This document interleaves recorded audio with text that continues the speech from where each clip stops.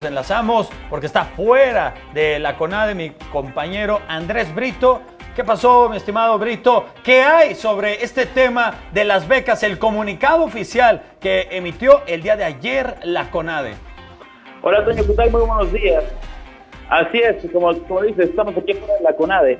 Y fíjate, comentarte que después de toda la problemática que surgió a través de redes sociales, donde atletas mexicanos como la nadadora paralímpica Aidea Cebes, y clavadistas Adriana Jiménez y Daniel Islas, y también el más contundente que fue el piloto Nabor Castillo, quien dijo que los niños ganaban o recibían una beca más alta a la de él.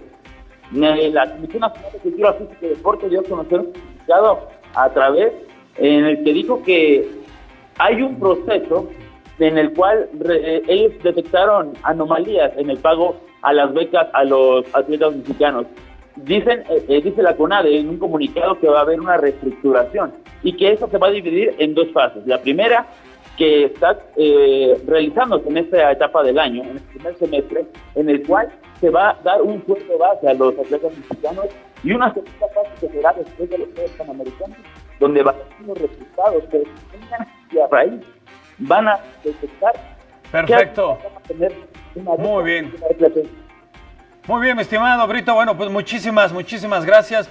Más adelante nos pondremos también en contacto contigo. Me refiero al espacio nocturno para que nos sigas tocando sobre este tema de la CONADE. Y bueno, ahora es el momento de pasar.